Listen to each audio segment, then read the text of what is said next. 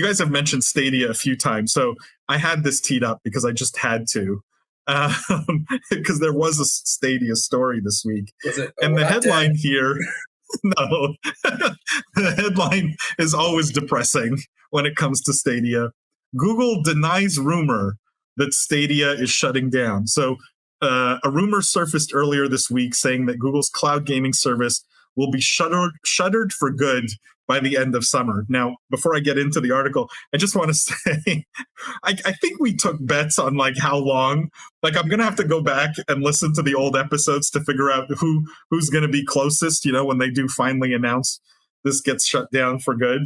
But I also will say I got so much hate for calling the death of Stadia. So much, literally thousands of hateful messages.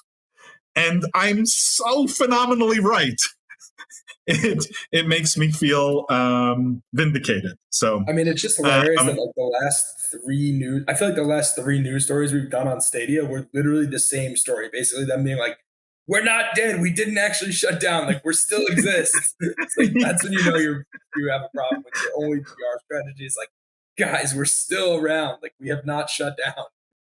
So the way this went down, I think totally to your point, Jeff, the way this went down is someone posted on Twitter, which, by the way, episode coming out this week with the head of gaming partnerships at Twitter. So where Twitter fits into all this is interesting in the conversation. Long story short, this was the tweet. Long story short, Google is beginning their exit plan. They did not have an exact date that end of service will happen, but they did say by the end of summer. He also mentioned they'll not be transferring their services or servers to any other competition per se, and it'll be like they did with Google Play Music, same exit approach and strategy. They also mentioned that members would be informed 30 to 60 days before, and the last month of service will be refunded, no charge to users. So it was just a rumor that was doing the rounds on Twitter, and Stadia decided to chime in.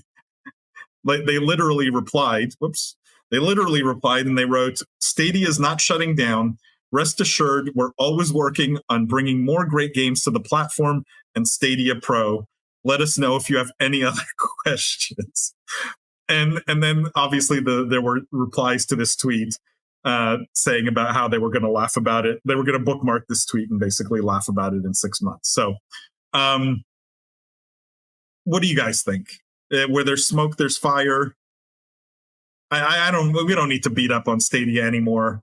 But at this point, I do feel bad almost for the people working at Stadia. I mean, granted, they're working at Google, so they probably have great jobs. But it's like you went to this company, you went to Google. You're like, "Hey, I have the resources of Google. I'm building something really cool in the industry. I'm going to have the chance to really make a difference, like be like one of the founders of the Xbox, like at Microsoft, where they built something great and it's long lasting. And 20 years later, people are still playing on it." And then to like so quickly have this happen where it's almost like if you met someone and they're like, "Oh, I work at Stadia," like you would feel bad, you would judge that, you'd be like, it's just a negative stain a little bit to have in your resume, which is sad because I'm sure probably everyone working there is insanely talented and smart. Lindsay, what's the point of denying it though at this stage? What is the communication strategy at work where you deny what like basically feels obvious to everybody? I wish I knew. I really don't know. I don't know if it's, to Jeff's point, to try to, I don't know. I thought maybe to try to make people who are actually working on it like stay somewhat motivated or somewhat into it. But given the responses, I don't necessarily think that's true. I don't know if it's because they still think that there's time to turn things around. Google is kind of notorious for hanging on to things for too long after they don't work, simply because they have the money to.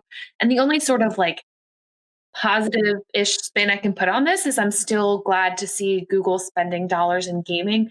Obviously, there's a bunch of other ways they could be spending their money that I think would be better, but it's better than no spending, I guess. Like it's something. let me put a thought forward, and then we'll move on from this. Do you think that maybe most of the team just doesn't know that there's there's the rumors are coming from the top where these decisions are being made, and maybe there's just they're isolated, like the rank and file at Stadia are isolated from the actual decision making, or Well, and being part of a project that is failing, as to Jeff's point, really doesn't feel good. So I suppose in some type of public sense, you're hoping that the company that you're working for is going out and saying positive things about the work that you're doing. I think the unfortunate part of making absolute statements is that they can be proven wrong very easily. So I almost wish Stadia would focus on its internal meetings and internal morale rather than trying to prove anything on the internet, because that's just not going to go well. Um, but yeah, I don't know why you would say like, "Oh, we're not going anywhere." And it's like, well, but you are. You should work on what that strategy looks like instead of just putting it out there that you're not. At the very least, do a rebrand and launch something good. that may be it. They just need to rebrand to something good like Anbox or something like that. Ty says lulls. It is. I mean, it's not. Is the proclaiming that they're not dead is kind of funny. Adam D says, "Thank the Lord," said no one. Also true. LinkedIn user says, "In that case, don't you folks think that cloud gaming with the lower barriers to entry would be more suited to deploy and grow in well-connected third world countries? With over 1.2 billion people in Africa, there's a huge untapped market there begging for inclusion."